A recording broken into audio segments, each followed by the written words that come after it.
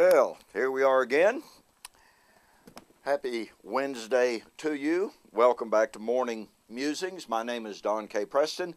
I am the president of Preterist Research Institute of Ardmore, Oklahoma, sharing with you some thoughts on how should we then live. And the great question is asked so very, very often, if you believe the Lord came in AD 70, then what's the ground for moral living today? After all, in the New Testament, ethical paranesis, exhortation, was based upon the coming of the Lord. So if the Lord came, no ground for morality, right?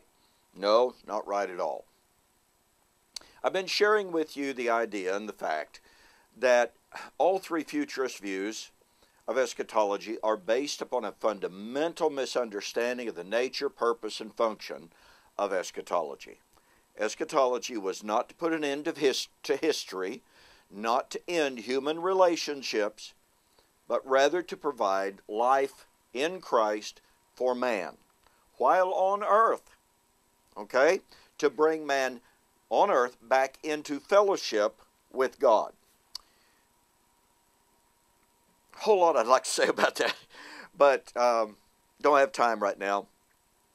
But consider, if you will, the concept of the temple of God. Now, first of all, you have to understand that the Garden of Eden was considered the most holy place. It was considered the temple of God. It was the presence of God. The Old Covenant temple, which came to symbolize and typify the presence of God, pardon me, unfortunately reminded man, because of the veil between the most holy place and the holy place, served as a constant reminder that man was separated from God. But what does Revelation depict for us? Revelation depicts for us there is no more physical edifice, but there is temple, because there is the restored garden. Man in the most holy place.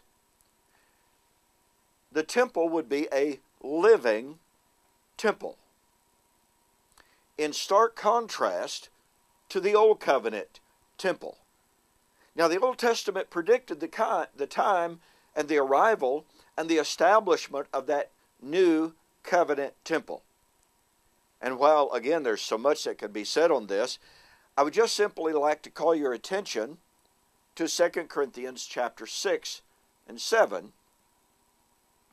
As Paul is writing in a context, and he's writing to the righteous remnant of Israel, as well as the pagan Gentiles who are being brought in with them, and speaking to them collectively, he says, you are the temple of God. Well, see, he is echoing back to Leviticus 26 and Ezekiel 37. But notice what he does, since we're focused on ethics here. Paul writes to them, and he says, do not be unequally yoked together with unbelievers. For what fellowship does righteousness have with unrighteousness? What communion does light have with darkness? What accord does Christ have with Belial? And what part does a believer have with the unbeliever? What agreement does the temple of God have to do with the temple of idols? For you are the temple of God, now watch this, as it is written, and he directly echoes Leviticus 26 and Ezekiel 37:26. Now watch. Based upon the fact that God's promise to establish the last days temple, the eternal temple, the living temple, based upon the fact that they, the first century saints, were being established as that living temple. Remember, to restore the living temple of the garden, he says, therefore, having these promises, beloved, let us cleanse ourselves from all filthiness of the flesh and spirit, perfecting holiness in the fear of God. Do you see how the promise of being that temple, that living temple, which was under construction, but remember, was to be eternal, was to exist after the end, Revelation 21 and 22, that was the motivation to righteous living prior to that arrival. But you see, that temple, again, was to exist after the end, to exist eternally. And that temple was to manifest a certain type of life. Distinction from the world, righteousness, and holiness. So here in the temple imagery, going all the way back to the garden and echoing there the righteous state of existence, but with law, if you want to use that term, okay, with moral mandates in the garden, right?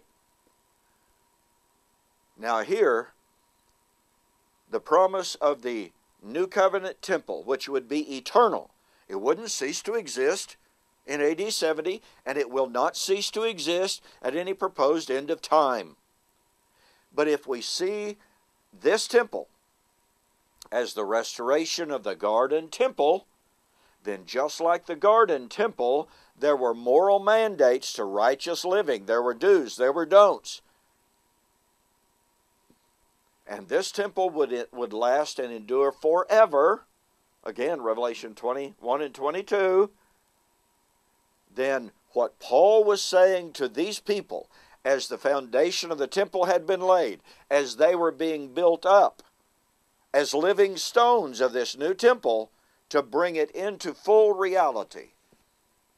It helps us understand that life in and life as the new covenant temple is to be a life of righteousness and holiness.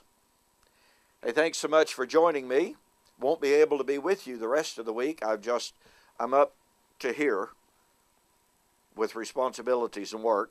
I apologize for that, but I've already got some things scheduled for extremely early of the mornings. So, I'll be back with you Monday. Lord willing, nothing happens. I hope you have a fantastic weekend.